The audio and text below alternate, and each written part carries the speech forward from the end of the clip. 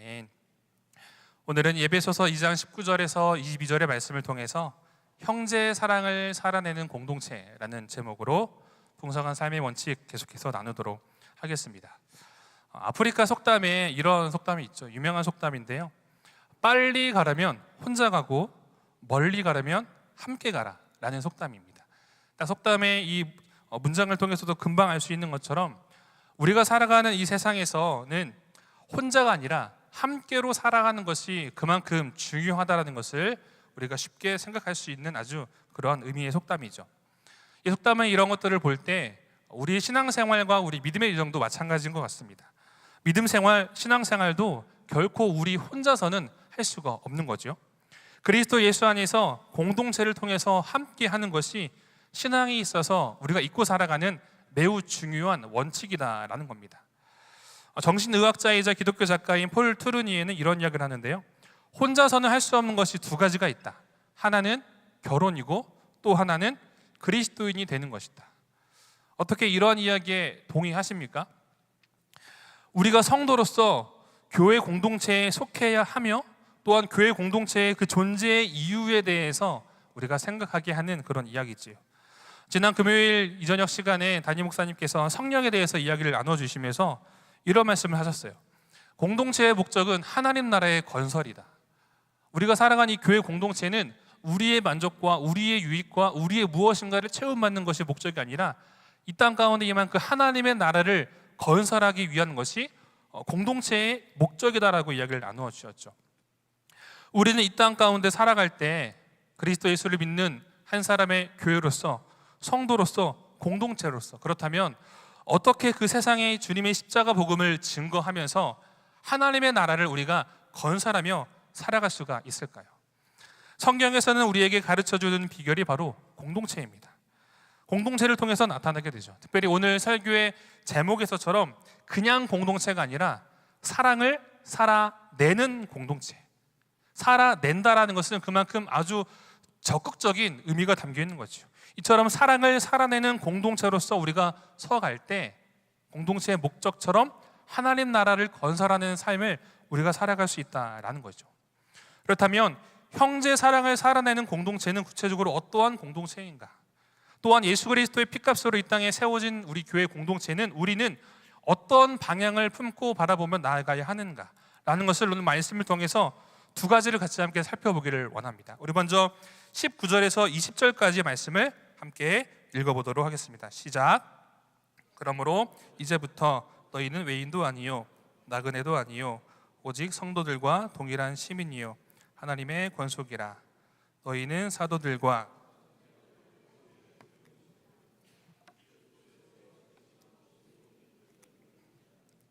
아멘. 19절에서 20절의 말씀을 통해서 우리가 먼저 기억해야 하는 것은 공동체를 이룰 때 있어서 가장 중요한 것은 예수 그리스도라는 거죠.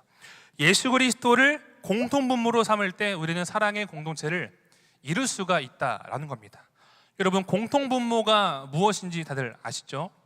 다 수학을 사랑하시지는 않아도 배우셨을 테니까 공통분모는 이제 의미가 알죠. 그렇다면 이 공통분모라는 것을 우리의 일상에 적용을 해보면 어떤 의미가 있을까요? 우리는 다 다른 환경과 다른 성격, 다른 외모, 다른 환경 가운데 자라왔고 살아가고 있어요. 그러다 보니까 누군가를 만나고 대할 때 나와 다른 것이 지극히 정상이죠.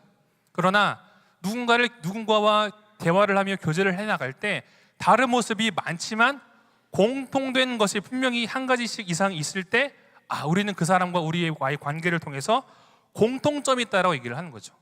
신앙생활에 있어서도 예수 그리스도를 공통분모로 삼는다라는 것은 뒤에 계속해서 말씀을 나눌 테지만 환경도 생각도 경험도 기준도 각각 다를지라도 공통된 예수 그리스도라는 분을 분모로 삼아서 우리가 삶에 살아갈 때 사랑의 공동체를 이룰 수가 있다라는 거죠. 공통분모를 그리스도로 삼는다라는 것은 우리가 그리스도 예수께 속해 있는 것을 깨닫는 것이 그 시작입니다. 오늘 본문의 19절 말씀을 읽었는데요, 19절에 무엇으로 시작합니까? 그러므로. 로마서도 마찬가지로 성경을 볼 때 그러므로라고 등장하는 이 표현은 앞선 이야기들의 그 압축, 아주 엑기스만 모아놓는 그런 이야기인데 이 2장 19절의 말씀에 그러므로라는 시작은 앞선 1절부터 이 18절까지의 내용을 추약한 내용이에요. 간단하게 말씀드리면 유대인이든 이방인이든 모두 허물로 인해 죽어갈 수밖에 없던 죄인된 이들이었는데 그들을 위해서 예수께서 십자가를 지시고 화목하게 하셨다는 거죠. 여기서 말하는 화목은 이중적인 의미가 있는데, 첫 번째는 수직적인 화목입니다. 수직적인 화목이란 하나님과 우리와의 그 관계의 회복, 그 화목을 의미를 하고요. 또 한 가지의 화목은 수평적인 화목입니다. 그 수직적인 화목을 경험한 자로서 나와 우리 이웃을 향한 화목의 의미가 예수 그리스도의 십자가에 담겨 있다는 거죠. 그러므로 너희는 이제부터 라고 성경은 이야기를 하는데, 이 가운데 사도 바울은 이 그리스도 예수 안에 그 공통분모를 증거하기 위하여서 몇 가지의 이미지를 사용하는데요. 읽은 말씀 보시면 19절에 동일한 시민, 그리고 하나님의 권속. 이 하나님의 권속은 하나님의 그 가족이라는 뜻입니다. 하나님의 가족. 그리고 20절에 터 위에 세움을 입은 자라는 이미지를 통해서 설명을 하죠. 이방인과 유대인의 신분을 넘어서 그리스도 그 예수의 십자가로 인하여서 하나님 나라의 시민이 된 그 정체성을 바울은 이야기를 하고 있다는 거죠. 그리고 죄와 진노의 자녀로부터 우리를 의의 자녀로 옮겨주신, 하나님의 가족으로 삼아주신, 우리를 양자 삼아주신 그 하나님의 은혜에 대해서 이야기를 하고 있다는 거죠. 또한 성전으로 세움받은 자로서 가장 기초된 것, 다른 것이 아니라 예수께서 모퉁이 돌이 되심으로 인하여서 그 위에 터로 세움받은 존재. 한마디로 간단하게 말씀을 드리면 너희 각각은 생각도 경험도 민족도 신분도 여러 것들이 다 다르지만, 경제력도 다르지만 다 그리스도 예수의 십자가 사랑을 알고 구원받은 자 된 너희는 그리스도 안에서 하나다라는 의미죠. 그리고 그 그리스도 예수 안에서 그 은혜를 깨달은 자로서, 아는 자로서 공동체 안에서 그런 사랑의 삶을 살아라 라는 것이 이 바울의 이야기인 거죠. 이처럼 서로의 그 다름 속에서 공통된 것, 바로 예수 그리스도라는 그 공통분모를 가지고 살아가는 것, 그것이 성도 곧 교회다라는 거죠. 우리는 삶을 살아가다 보면 이런 말들은 한 번쯤 들어보셨을 거예요. 콜센터나 고객센터 같은 데 전화를 하면 뭐라고 말을 하죠? 사랑합니다 고객님. 저만 들어봤나요? 다들 들어보셨죠? 사랑합니다 고객님 라고 이야기를 합니다. 콜센터든 혹은 어떤 매장에 방문을 했을 때 우리에게 들려오는 이야기, 사랑합니다 고객님. 여러분, 그런데 이러한 멘트를 우리가 들었을 때 여러분, 우리는 정말 사랑받는 것 같나요? 그들의 그런 이야기 속에서 사랑이 느껴지십니까? 우리가 기업이나 회사로부터 사랑받고 있다는 것을 느낄 때는 언제냐면 반값 세일 반값 세일이나 파격 세일, 이벤트 같은 것들을 할 때 기업이나 회사가 돈만 빼가는 것이 아니라 그래도 조금이라도 고객들을 생각하는구나라는 것들을 조금 이제 깨닫게 되는 거죠. 그 외에 사랑합니다 고객님이라는 멘트는 그저 우리는 형식적인 멘트라고 여기는 것이 대부분의 사람들의 입장이죠. 여러분, 그런데 교회 공동체도 마찬가지인 것 같아요. 사랑합니다, 축복합니다 라는 말을 교회는 참 많이 하죠. 그렇죠. 정말 누군가를 향하여서 그리스도의 사랑의 마음을 담고 이야기하기도 합니다. 물론 일반화의 오류를 범해서는 안 되지만, 그러나 때로는 교회 안에서 마치 이러한 사랑합니다, 축복합니다의 멘트가 마치 콜센터에 사랑합니다 고객님과 같은 이야기로 들릴 때가 있을까 없을까요? 있어요. 한 예를 들면 예배 가운데 혹은 어떤 모임 가운데 사랑합니다, 축복합니다 라고 이야기를 하는데, 내가 알기로 저 사람은 누군가에게 나에 대해 안 좋은 얘기를 한 것을 알고 있을 때 그 사람이 나를 향하여서 사랑합니다, 축복합니다 라는 얘기를 했을 때 그 멘트의 그 이야기의 진정성을 느끼겠습니까? 아니죠. 가식적이다 라고 생각을 하겠죠. 말로는 사랑을 말하지만 삶에서 사랑의 실천이 없기 때문에 그래요. 왜 사랑이 없습니까? 그 안에 예수가 없기 때문에.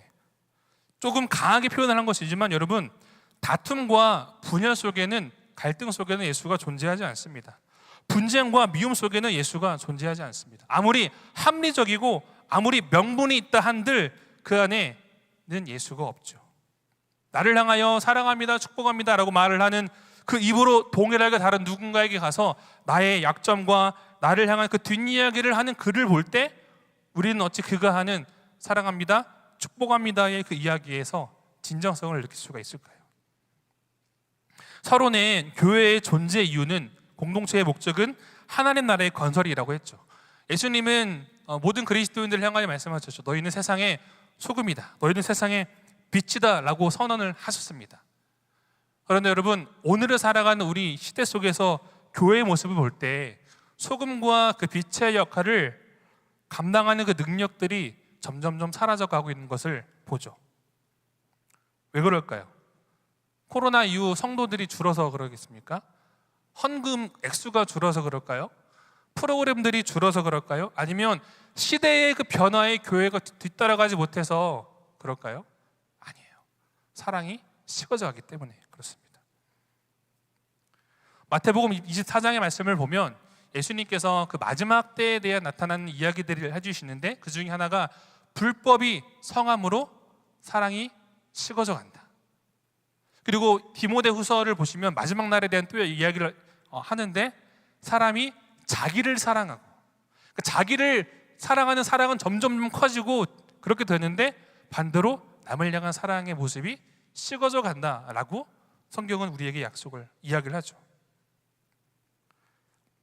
바로 사랑이 식어져 버리기 때문에 오히려 세상보다 교회가 더 이기적이고 교만하며 사랑하지 못하는 공동체가 되어버렸기 때문에 교회가 세상에서 소금과 빛의 역할을 감당하는 것이 어렵게 됐다라는 거죠.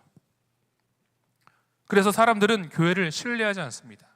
한 통계에 따르면 코로나 이후이긴 하지만 교회를 신뢰합니까? 라는 설문조사 결과 한 74% 정도가 교회를 신뢰하지 않는다라고 합니다. 충격적이죠. 10명 중에 7명 좀 넘는 사람들은 교회를 신뢰하지 않는다라는 거예요. 신뢰하지 않는다라는 것은 교회가 무엇을 하고 무슨 말을 하고 옳은 예수님의 이야기를 전한다 할지라도 믿지 않는다라는 거죠. 그러한 결과를 초래하게 된 데는 여러분 남 때문이 아닙니다. 우리 때문에 그래요. 나 때문에 그래요. 우리가 살아가는 삶의 모습 때문에 세상이 그렇게 본다라는 거죠. 그러나 약간 모순된 부분이지만 그럼에도 불구하고 그렇기 때문에 그 가운데 교회가 교회로서의 경쟁력을 발휘할 수 있는 것 또한 사랑입니다. 교회가 어떤 맞춤 서비스, 맞춤 프로그램, 맞춤 것들을 제공해서 그들이 교회를 향하여 신뢰를 보내는 것이 아니라 교회가 사랑의 모습을 살아갈 때 그들은 교회를 선택하게 돼요. 그것이 바로 교회가 사랑이 넘칠 때 세상은 믿지 않는 그들은 그 진리를 보고 사랑의 삶에 살아가는 교회의 모습을 보면서 뭔가 있는 것 같은데 진짜인데 믿어볼까? 라고 선택을 한다는 거죠. 여러분 교회 생활을 하다 보면 항상 은혜만 가득합니까? 네, 저만 안 그런 것 같네요. 네, 담임 목사님의 마음이 이해가 됩니다. 은혜만 있는 게 아니죠. 불편한 일들이 있죠.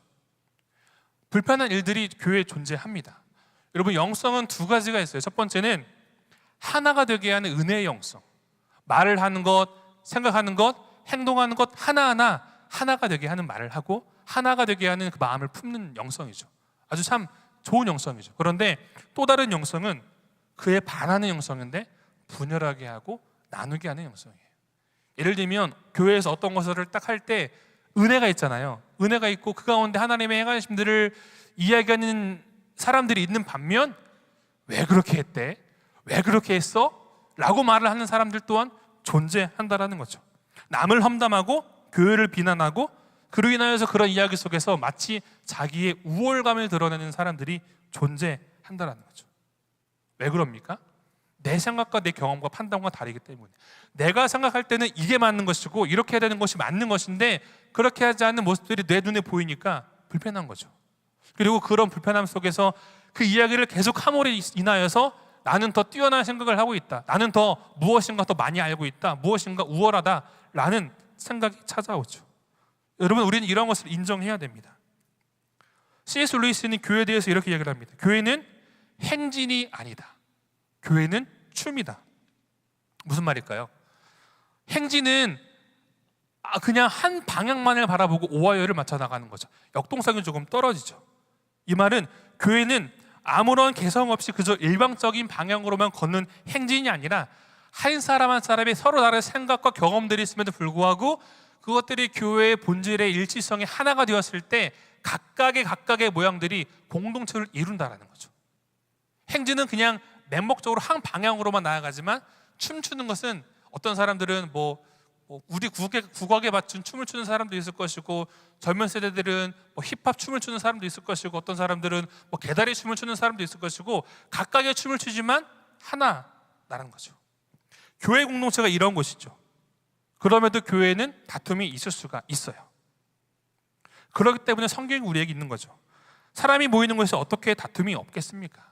그렇기 때문에 성경은 그렇기 때문에 그대로 두어라라고 말씀하시는 것이 아니라 목표주 이항적인 메시지를 말씀하시는데, 그 이야기가 오늘 본문에 등장하는 동일한 시민, 하나님의 가족, 터 위에 셈을 입은 자, 모퉁이 돌 대신 예수라는 이미지를 통해서 그리스도 예수라는 공통 문물을 계속해서 이야기하고 있다는 거죠. 바로 예수 그리스도의 사랑이다라는 거죠. 요한복음 13장 34절 35절의 말씀을 보시면 예수님께서 이렇게 말씀을 하셨는데요, 같이 함께 읽어보도록 하겠습니다. 읽겠습니다. 시작. 새 계명을 너희에게 주노니 서로 사랑하라. 너희가 서로 사랑한 것 같이 너희도 서로 사랑하라. 너희가 서로 사랑하면 이로써 모든 사람이 너희가 내 제자인 줄 알리라. 사람들이 어떠할 때 우리가 예수님의 제자인 줄 안다고요? 서로 사랑할 때.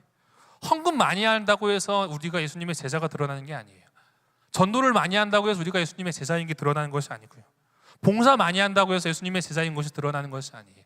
사람들이 볼 때 바로 우리가 서로 사랑할 때, 예수를 모르는 사람들이 볼 때 저들은 예수님의 제자구나 라는 것들을 알게 된다는 거죠.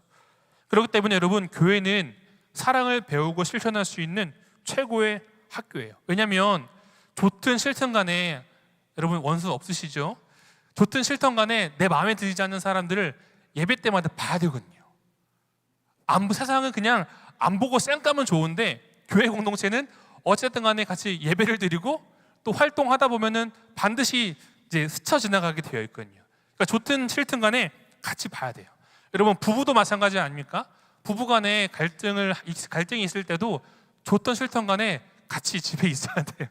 같이 밥도 먹어야 되고, 같이 자녀 양육도 해야 되고, 같이 해야 되는 거죠. 그런데 좋든 싫든 같이 있는 그 시간들을 통하여서 성숙해 가는 것처럼 교회 공동체도 사랑을 배우고 실천할 수 있는 가장 좋은 학교다라는 거죠.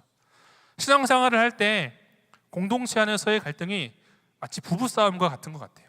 여러분, 부부싸움에 있어서 승자가 존재합니까? 네. 내가 나의 의견을, 나의 억울함을, 나의 옳음을 마지막으로 이야기했다라고 해서 결코 이긴 게 아니에요. 저는 남자이기 때문에 남편 입장에서 얘기를 좀 해보면 그럴 때가 좀 있는 것 같아요. 갈등을 하다가 왠지 제가 이겼어요. 제가 한 말을 마지막으로 이제 갈등이 이제 더 이상 이야기가 지속되지 않았어요. 그런데 이긴 것 같은데 이긴 것 같지 않은 찜찜한 기분이 들 때가 있을까 없을까요? 있어요. 이긴 것 같은데 이긴 것 같지 않은 찜찜한 기분이 들 때가 있어요. 부부싸움은 칼로 물베기라고 하잖아요. 왜 갈등할까요? 사랑해서 결혼했는데 막상 살아보니까 살아온 상황과 환경, 습관이 다르기 때문에 갈등이 찾아올 수밖에 없는 거죠. 그렇죠? 그러나 그럼에도 불구하고 결혼 생활이 계속 유지가 될 수 있는 이유는, 비록 나의 환경과 나의 경험과 나의 생각과는 맞지 않는 부분이 있어도 상대를 인정하는 거예요. 나는 이렇게 생각하는데 상대는 이렇게 자라왔기 때문에 이렇게 하는구나. 그래, 그럴 수가 있어. 그리고 그 상대가 하나님 내게 주신 배우자임을 기억하고 할 때 상대를 이해하게 되는 거죠. 이처럼 인정하고 함께 살아가는 것이 부부 사이의 지혜라고 하죠. 부부 사이뿐이겠습니까? 공동체도 마찬가지죠. 공동체 안에서도 갈등이 찾아올 때 이런 마음이 들죠. 나는 저런데 왜 저렇게 말을 하지? 왜 저렇게 생각하지? 왜 저렇게 행동을 하지? 라는 생각이 우리 가운데 찾아오죠. 그러다 보니까 야고보서의 말씀처럼 우리의 입술이 하나님을 찬양하면서 동시에 누군가를 저주하고 누군가를 비난하는 입술로 되어져 버릴 때가 있다라는 거죠. 그리고 거기로부터 쾌감을 느끼죠. 우리는 이제 술을 먹지 않기 때문에, 이런 표현 좀 그렇지만, 세상에서 제일 맛있는 안주가 무엇인지 아세요? 남 이야기. 세상에서 제일 맛있는 안주가 남 이야기예요. 남 이야기를 하다 보면 뭔가 모르는 꼬리에 꼬리를 물면서 막 속에 있는 깊은 것까지 다 끌고 와서 얘기함으로 마치 나의 무엇인가 갈증이 해소가 되면서 내가 좀 더 나은 사람인 것 같은 느낌이 우리에게 들죠. 남 이야기가 그래요. 나와는 다른 생각과 기준을 두고 판단을 하죠. 왜 그렇게 이야기를 할까? 왜냐하면 내 상처만 보는 거예요. 내 경험만 보고 나만 억울한 거죠. 나만 힘든 거죠. 상대를 이해하려고 하지 않아요. 고려하지 않아요. 그런데 한 가지 놓치기 쉬운 부분이 있는데요, 우리가 하나님을 향한 사랑을 고백하고 하나님 우리와의 1대1의 신앙의 관계를 유지하는 것처럼, 하나님이 나를 사랑하시는 것처럼 그 또한 하나님이 사랑하신다라는 거죠. 그렇기 때문에 여러분, 사랑은 감정이 아니라 의지예요. 제 이야기가 아니라 C.S. 루이스가 한 이야기인데요, 사랑은 감정이 아니라 의지이다. 부부간의 갈등이 있고 맞지 않는 부분들이 있어도 그 관계가 유지되는 가장 큰 이유는 결혼 생활을 유지하고자 하는 의지가 있기 때문에 그렇죠. 공동체도 마찬가지예요. 예수 그리스도의 십자가 보혈로 하나가 된 공동체이죠. 성령 안에서 하나가 된 공동체이죠. 그렇게 우리는 사랑의 삶으로 살아내야 됩니다. 왜 그럽니까? 하나님이 나를 사랑하시는 것처럼 그 또한 사랑하시기 때문에. 여러분, 하나님이 그 사람을 사랑한다고 하는데 여러분, 우리가 그 하나님의 이야기에 토를 달 수 있을까요? 요나서를 보시면 요나서 이야기 다들 아시죠? 니느웨 성읍을 향하여 회개의 메시지를 전하라는 하나님의 뜻이 있을 때 요나가 한 번에 예스 했습니까? 싫습니다. 거부했죠. 그러다 하나님의 그 인도하심을 따라서 큰 물고기 뱃속에도 들어가고 결국에는 요나가 마지못해서 니느웨에 가서 하나님의 메시지를 전하죠. 그런데 그 회개 메시지를 듣고 니느웨 성읍 사람들이 회개하는 모습을 봤을 때 요나가 감동했습니까? 아니죠. 여전히 부글부글 끓어올랐어요. 여전히 분노가 있었어요. 아니, 저 죄악된 사람들을 왜 하나님은 품으시는 거야? 라는 갈등과 분노가 요나에게 있었죠. 그런데 그런 요나를 향하여 하나님께서 눈높이 교육을 해주시죠. 그에게 박넝쿨을 주시죠. 그리고 그가 박넝쿨로 그늘을 주심으로 요나를 케어해 주세요. 그런데 하룻밤 만에 박넝쿨이 어떻게 됩니까? 다 말라 비틀어져 버리죠. 요나가 따지죠. 하나님 주실 때는 언제고 왜 그렇습니까? 라고 요나가 여전히 분노로 하나님 표출을 향할 때 하나님이 하시는 말씀, 요나야, 네가 하룻밤 만에 사라지는 그 박넝쿨도 이렇게 아끼는 건데 하물며 저 니느웨 사람들을 내가 아끼지 않겠니? 라고 하나님의 말씀으로 요나서가 끝이 나요. 보통 우리의 생각으로는 요나가 그렇군요 하나님 알겠습니다라는 요나의 반응이 있어야 될 건데, 이 부분을 두고 성경 해석자들은 해석을 하기를 하나님의 그 메시지에 요나가 할 말을 잃었다라는 거죠. 그렇구나, 하나님 마음이 이거구나. 이처럼 하나님의 그 사랑의 이야기에 우리가 무엇을 이야기할 수가 있겠습니까? 하나님께서 나를 사랑하시는 것처럼 그 또한 사랑한다는데, 사랑은 구원받은 하나님의 자녀됨의 증표입니다. 주님의 이름으로 축복합니다. 날마다 우리 금호중앙교회 성도님들의 삶의 여정 속에서 하나님의 사랑과 풍성한 은혜가 넘치게 되기를 주님의 이름으로 축복합니다. 그리고 그 사랑의 삶을 살아갈 때 그 사랑의 여정을 통하여서 우리가 구원받은 백성인 것과 하나님의 자녀가 되었다라는 것이 드러남으로 그 일들을 통하여서 하나님께서 모든 영광 홀로 받아주시는 귀한 복된 하나님의 사람들 되기를 주님의 이름으로 축원합니다. 아멘. 이어서 21절과 22절의 말씀을 함께 읽어보겠습니다. 21절과 22절 말씀 읽겠습니다. 시작. 그래서 건물마다 서로 연결하여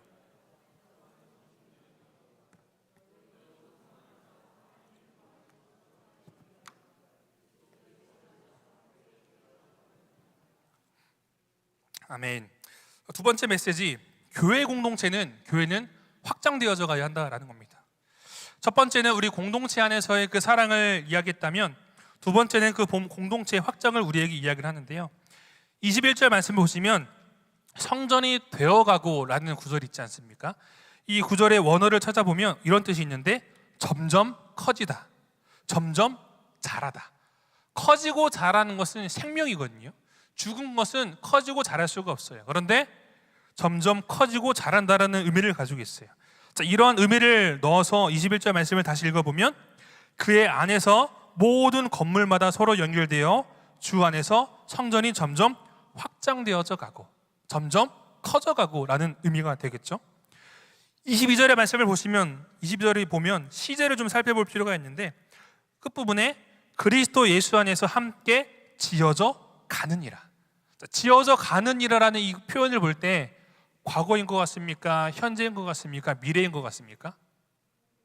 현재 진행형이에요. 영어로도 보면 현재 진행형을 쓰고 있어요.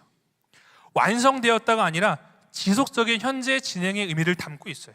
즉, 이 두 가지의 20절, 21절, 22절의 말씀을 합쳐보면 결국 교회는 항상 성장하고 항상 확장되어져 가야 한다는 의미죠. 그리고 그 중심에 무엇이 있습니까?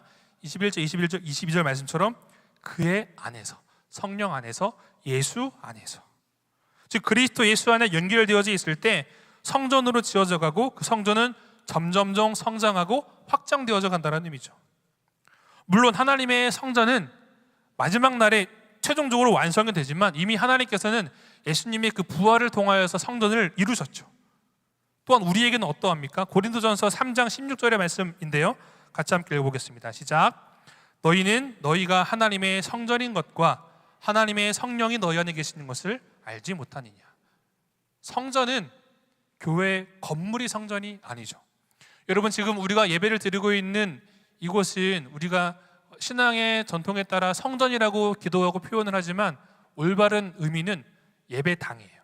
예배 처소예요. 성전의 의미는 예수의 영이 거하시는 우리가 성전이죠. 예수의 영이 성령이 거하시는 성도, 우리가 성전이에요. 그리고 그리스도 예수를 믿는 믿음의 사람들이 모인 공동체가 또한 성전이다라는 거죠. 이처럼 성전은 생명력이 있고 유기체적인 존재예요. 그렇기 때문에 생명력이 있고 유기체적인 존재라는 것은 성장한다는 의미죠. 그렇다면 한 가지 우리가 주의해야 될 것이 있는데, 성전이 성장한다, 교회가 성장한다, 확장해 간다라는 의미는 건물이 커지고 성도의 질적인 숫자가 많아진다는 의미가 아니다라는 거죠. 하나님 나라의 관점으로 보면 통치의 영역이 확장되어진다는 의미. 조금 더 가까이 설명을 드리면 그리스도 예수를 믿는 사람이 세워져 가는 것, 그것이 바로 교회 성전의 공동체의 확장, 성장의 의미이다라는 거죠. 한 사람의 그리스도인이 세워져 가는 것이 바로 그 확장과 성장의 의미라는 거죠. 그리고 놓쳐서는 안 되는 포인트가, 그것들이 언제 일어납니까? 그리스도 예수 안에서, 성령 안에서. 이것을 통해서 우리가 깨달아야 하는 예수 안에서의 성전의 성장과 확장은 무엇이겠습니까? 금오로 13길 20 어디죠?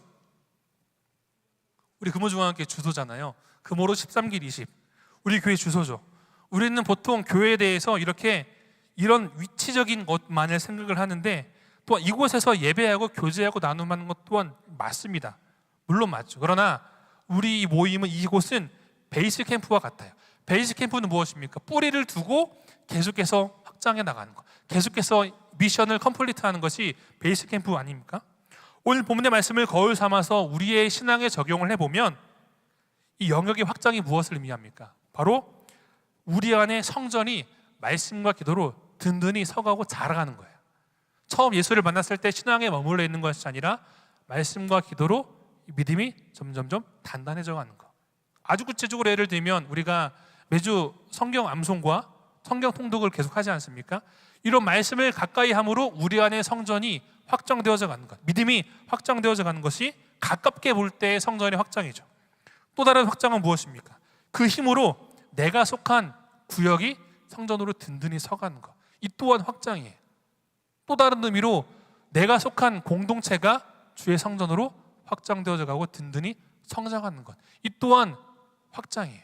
그리고 내가 속한 가정이 주님의 몸된 교회로 든든히 서가고 성장해 가는 것, 이 또한 지어져가는 현재 진행형의 성전의 확장이에요. 그리고 무엇보다 내가 속한 직장, 그리고 무엇보다 우리의 지경이, 우리의 생각이 확장되어져 가는 것이 바로 성전의 성장이다라는 거죠. 이것이 바로 공동체의 성장과 확장의 참 의미입니다. 언제 그렇게 된다고요? 그리스도 안에 연결되어져 있을 때, 성령 안에 거할 때 그런 일들이 가능하다라는 거죠. 22절에 너희도 성령 안에서 하나님이 거하실 처소가 되기 위해서 함께 지어져 가고 있다. 완성이 아니죠. 현재 진행이죠. 우리는 완성을 꿈꿉니다. 우리는 완성을 사모하죠. 그러나 성령의 도우심으로 우리의 생각이 먼저 확장되어져 갈 때 우리의 삶과 가정과 직장과 공동체의 확장이 일어나요. 아주 구체적으로 예를 들어보면 성령의 도우심으로 말미암아 우리의 생각과 지경이 확정되어져 가면 변화가 찾아오는데 그 변화로 말미암아 우리의 태도가 달라지게 돼요. 쉽게 말씀드리면 은혜 받으면 어떻게 되죠? 모든 것이 샤랄라라 되지 않습니까? 저는 예수님을 만났을 때 이런 경험이 있었어요. 지나다니다가 새가 노래하는 것, 새가 짹짹짹거리는 것도 하나님을 향한 노래 같고, 그리고 예전 같으면은 누가 나에게 해를 가하면 하면서 막 나의 억울함을 막 피력했을 텐데, 그래 그럴 수도 있지, 괜찮아 그리스도의 사랑으로 품게 되더라고요. 은혜 받으니까. 교회 성전의 확장, 우리의 확장은 바로 이처럼 성령의 도우심으로 말미암아 내가 속한 가정과 공동체, 직장에서 살아가는 삶의 걸음에서 우리의 태도가 바뀌는 거. 이게 아주 가깝게 볼 때 우리 성전의 확장이에요. 그래서 교회의 숫자가 많아지고 커가는 의미가 아니라 하나님의 다스리심과 통치하심이 점점점 넓어지는 것. 그렇죠. 우리의 태도가 달라지죠. 목회자와 성도를 대하는 태도가 달라지고 동역자를 대하는 태도가 달라지죠. 그리고 어떠한 일과 사건을 해석하는 우리의 태도가 달라지죠. 이러한 작은 변화를 시작으로 해서 그 가운데 공동체의 성장과 확장이 일어난다는 겁니다. 사랑하는 그분 중에 우리 성도 여러분, 그런데 이 일은 단번에 되지 않습니다. 우리만 떠올려 보아도 지난주 들은 말씀대로 아멘 하고 그 믿음의 성장과 그 은혜의 축적이 계속 유지가 되고 점점점 성장하면 얼마나 좋아요. 그런데 우리의 모습은 어떠합니까? 잊고 넘어지고 다시 예수님 십자가 붙들고, 이게 우리의 모습이잖아요. 주님 부르시는 그날까지 계속해서 지어져 가야 되는 것이 우리의 모습이다라는 거죠. 주님 다시 오시는 그날, 주님 우리를 부르시는 그날까지 계속되어져 가는 작업이다라는 거죠. 그렇기 때문에 에베소서는 완성을 이야기하지 않고 오늘 본문에서도 보여지는 것처럼 지속적으로 계속해서 지어져 가야 하는 그 의미를 이야기를 하고 있습니다. 사랑하는 그분 중간 성도 여러분, 주님의 이름으로 축복합니다. 그리스도 예수를 믿음으로 살아가는 우리 모든 성도님들의 그 삶의 여정, 가정과 직장과 공동체 등등 모든 영역에서 성령의 그 권능 도우심으로 말미암아 그리스도 안에서의 그 성장과 확정이 일어나는 것을 경험하는 우리 모든 복된 하나님의 사람들 되기를 주님의 이름으로 축복합니다. 그리할 때 나 혼자만, 나만 은혜 받고 나만 살아가는 것이 아니라 함께 지어져 갈 때 그 모습을 통하여서 하나님께서 기뻐하시고 모든 영광 홀로 받으실 것입니다. 부모로서 가장 슬플 때가 언제일까라고 생각을 해보니 그런 생각이 조금 들더라고요. 자녀에게 많은 것들을 물려주면 제일 좋지만, 그런데 자녀가 서로 대적하고 얼수맺고 남남처럼 지내는 것을 만약에 부모가 보면 참 안타깝지 않을까.